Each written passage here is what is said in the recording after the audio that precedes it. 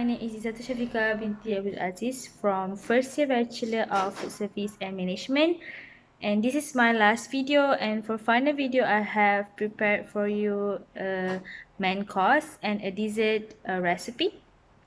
So in this video I have used all the experience I've learned before, and in this very first time cooking all this new dish I learned so much, and for this all semesters thank you for Prof Shahrim, I have learned a lot, so I will use this experience for future use. Thank you for watching, and let's watch it. The ingredient I need to make this recipe is of course our potato chips and boneless chicken breast, just one, some parsley and about 10 green peas for the garnished, and some butter, salt and black pepper. So firstly, I need to crush the potato chips with rolling pins, or you can use your mixtures. This is for coating your chicken breast. First step is melting your butter in your pan in low heat. Do not overcook it or will burn in your pan. After that, lift it and pour it in a small bowl. You need to dip the chicken breast with the melted butter. For the potato chips, you can choose either to use originals or spicy flavor. For me, I really love spicy, so I use the spicy flavor instead.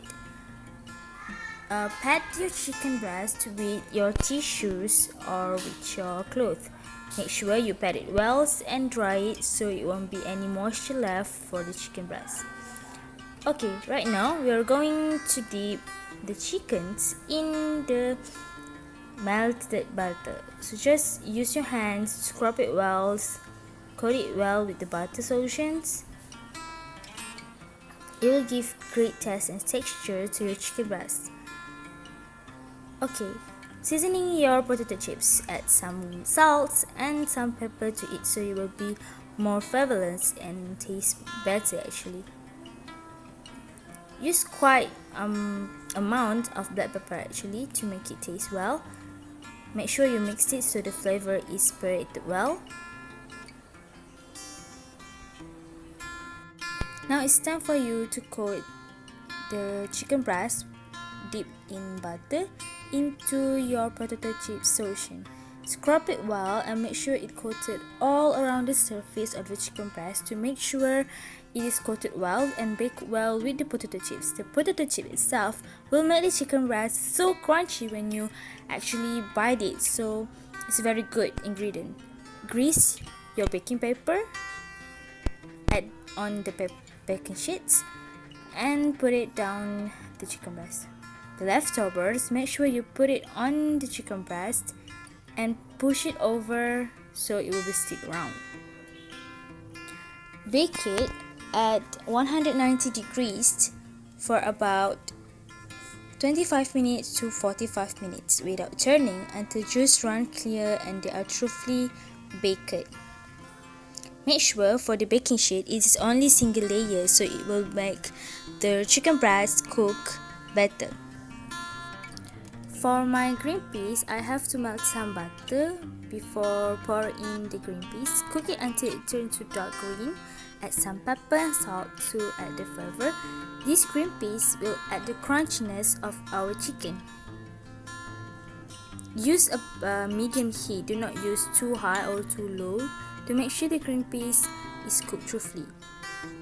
For alternative, in original recipe actually, it is a must for you to use asparagus, but since it had not available in the market near me, so I use these green peas instead. Green peas is also crunchy for your chicken. Now it's done for our green peas. Look at that, you have juicy in that. So delicious actually to eat with your chickens, with your spicy chickens.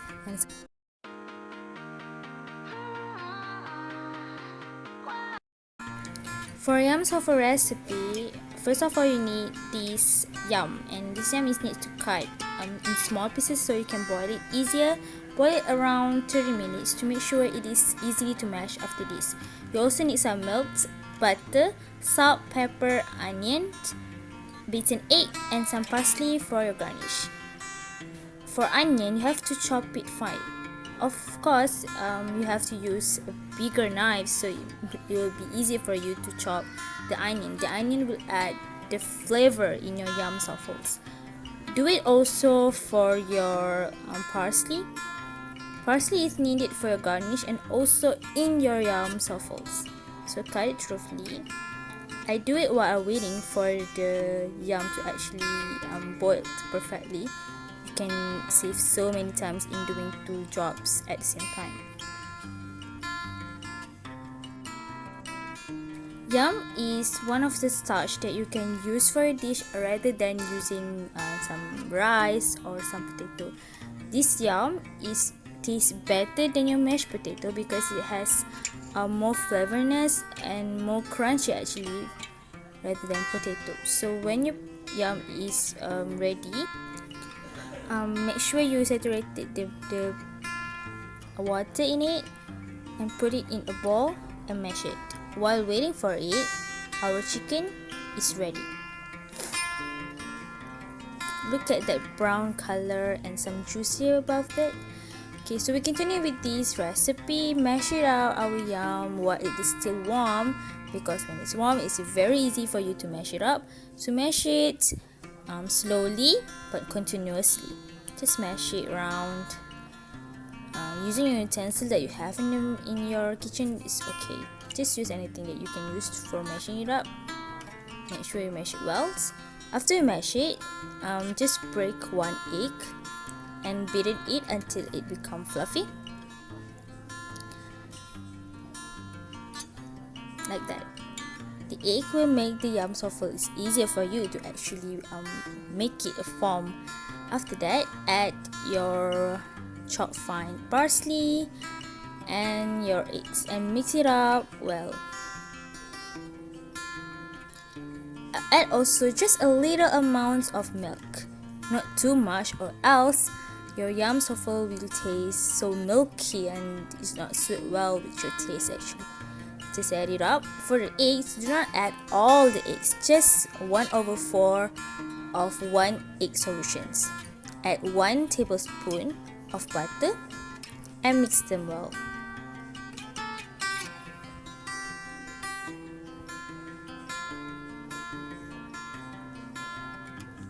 Okay, we're done with it. Garnish your ramekins. Ramekin is actually I bought at the supermarket.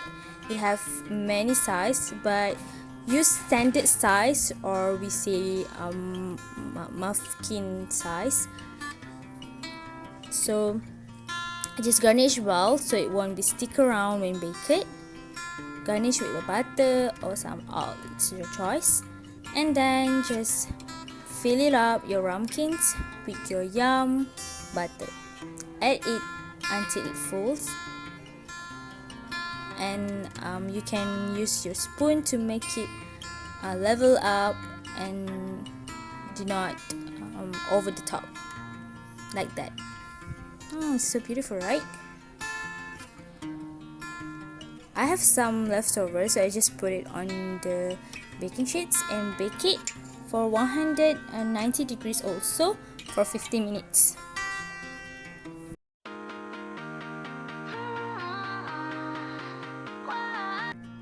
For my vegetable side dish, I actually want to do zucchini side dish, but when it's not available, I have to search for any other alternatives. So I use this Japanese cucumber. This texture is almost the same with the zucchini when they have a crunchy side, and it's quite different from the usual cucumber that we always use. So cut it down into small dice, like the coleslaw one, but it's not coleslaw, just the same size with it, so you can easily bite it with your chickens or with your yam. So cut it down, and for the amount you can use about 150 gram of it, or 3/4 quarter of 1 Japanese cucumber. So firstly, in a small saucepan, saute the cucumber with butter 1 to 2 minutes. Do not overcook because it should be crunchy for you to eat it with your other dishes.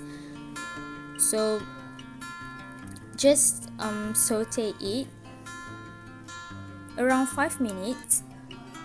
Saute the butter with the cucumber like that. When the color start to turn a bit darker green, you can just lift it up from the heat and seasoning it with your salt and black pepper.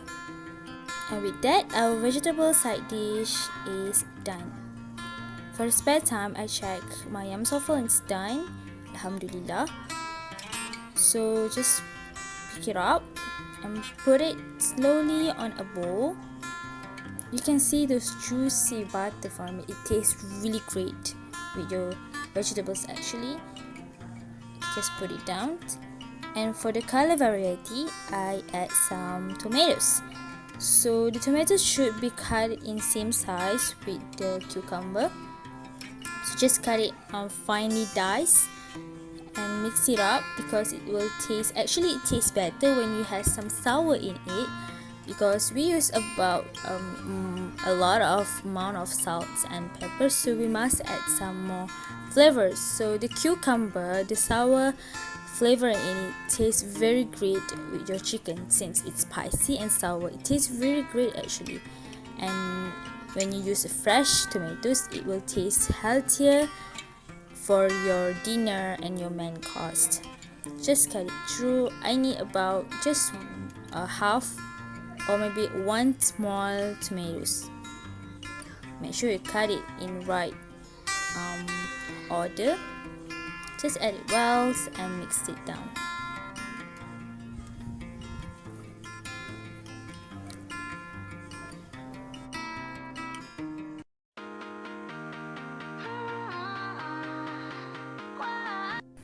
For our dessert recipe, of course we need some butter. So melting your butter, and while waiting for it, I add the brown sugars and the granulated sugars in a bowl.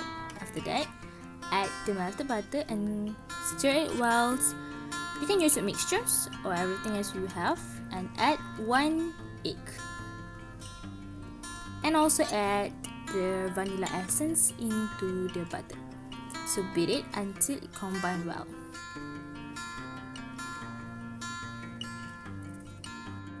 In doing this dessert, it is almost the same textures as the cookies, but it is a lot crunchy than a cookies. It has a bit similar with the texture that you get from the cookies that you buy at the Subway. So just use all the ingredients and combine it well. Make sure you combine it well so you can get the perfect textures for your blondie. It's actually the first time I make this dessert, but yet it's really delicious and really easy for you to make it because it consists of chocolates, and who didn't like chocolates in this world? So just mix it well until you get the good texture in it, and add the flour and some salt into the butter. Mix it until it will be well blended. It will be quite harder for you because you just add some flour, but just mix it well so there will be any flour left in the butter. So add your chocolate chips. You can add peanut actually, but in my preference I don't really like peanuts, so I just add some chocolate. You can also add white chocolate in it into your what you liked for your dessert. So grease the baking sheets and add the butter into your baking pan. I really like the round one, so just spread it well and make sure it's cover all the surface on the baking sheets. So bake it for 180 Celsius for 25 minutes until it turns to brown.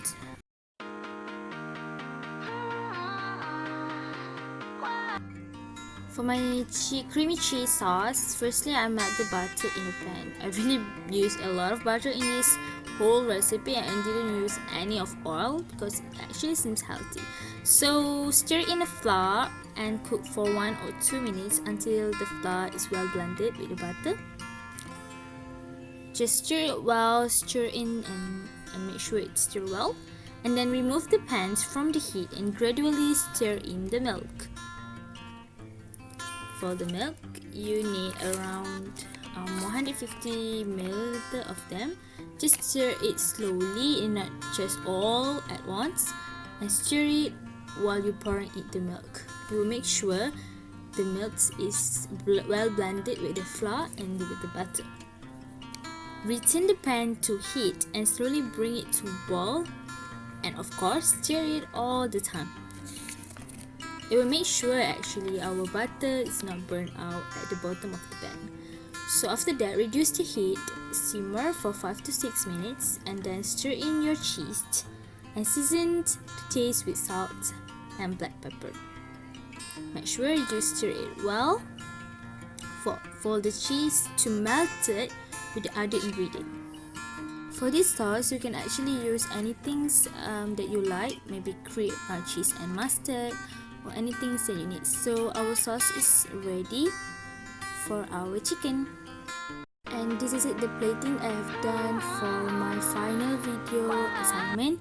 So cut it into your preference and dressing it into a nice plate so it will be easier for you to dressing it to your customer. In this final video, I have completed the main course and the dessert. So in the main course, we need a protein. You can choose either chicken, fish or meat, some vegetables at the side dish, and also starches such as yams, potato and rice. And for the dessert, you can choose anything sweet or things that you like to have it with your spicy or buttery taste. So this is it, my last video. So thank you for watching.